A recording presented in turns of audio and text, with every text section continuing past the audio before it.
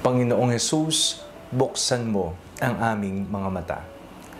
Ako po si Father Fiel Pareha at ito po ang ating segment, ang Daily Devotion, na kung saan tayo po ay magdarasal, magbabasa at magninilay kasama ng salita ng Diyos sa buong taon.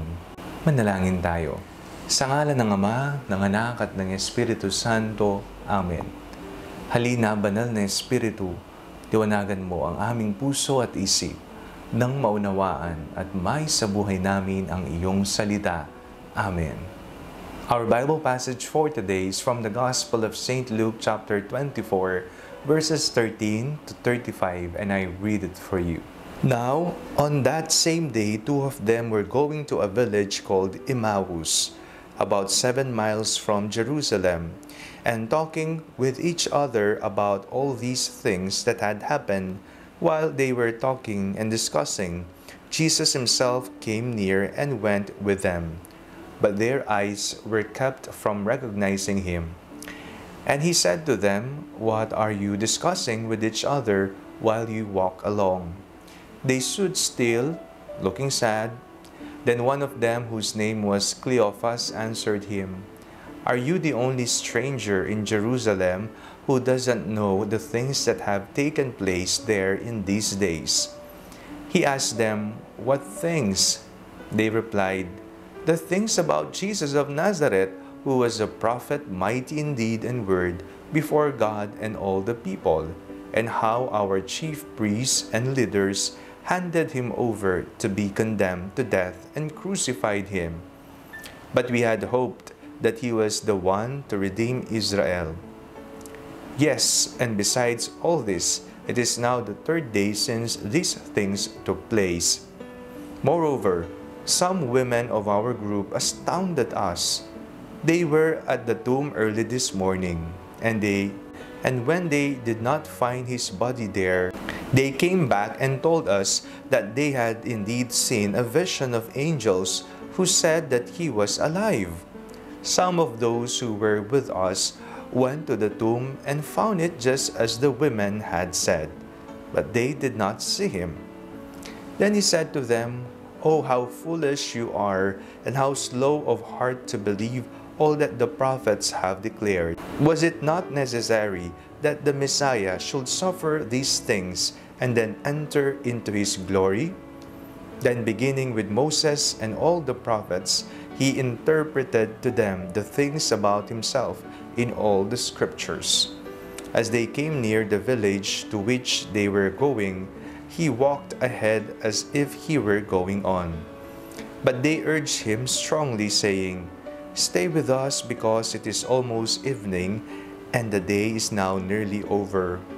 So he went in to stay with them. When he was at the table with them, he took bread, blessed and broke it, and gave it to them. Then their eyes were opened, and they recognized him, and he vanished from their sight.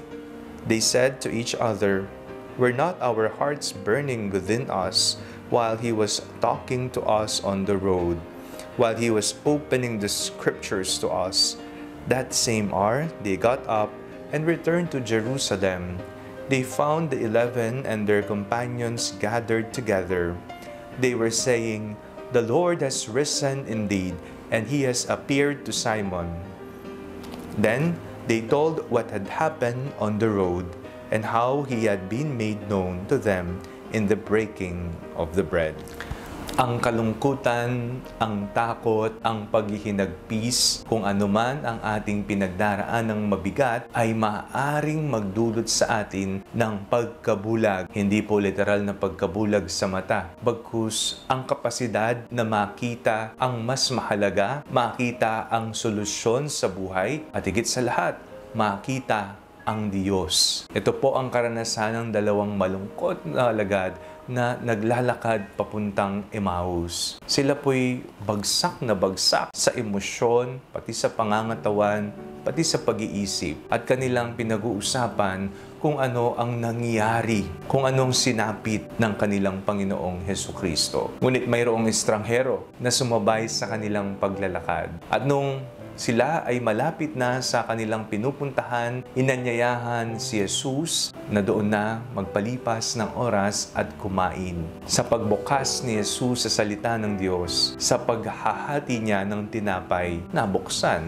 ang mata ng mga malungkot na alagad. Ano sa buhay mo ang hinihingi mo sa Panginoon na naway bigyan ka ng matalas na pagtingin, malinaw na pangunawa sa iyong karanasan sa buhay? Anong aspeto ng iyong buhay ang nangangailangang basahan ng salita ng Diyos ni Jesus at nangangailangan ng paghahati ng katawan ni Jesus nang ikaw ay magkaroon ng ibayong lakas, sigla at buhay, katulad ng dalawang alagad na nakaranas ng pagbubukas ng mata ng kaisipan at mata ng kanilang mga puso. Ngayon pong panahon ng muling pagkabuhay ng ating Panginoon, dagdagan po natin ang pagbabasa ng salita ng Diyos at ating pong ugaliin na palaging magsimba at makatanggap ng katawan ni Kristo, sapagkat ang dalawang bagay na ito ay tutulong sa atin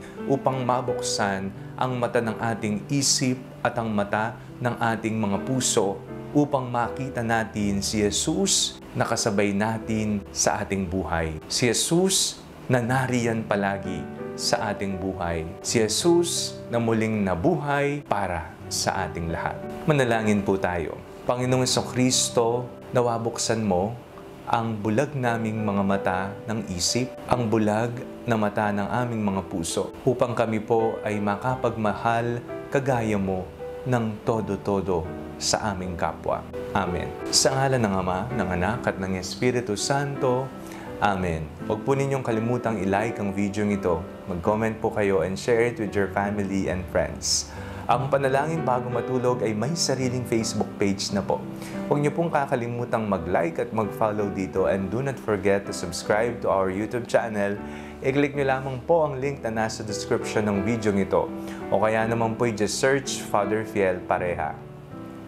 God bless you po.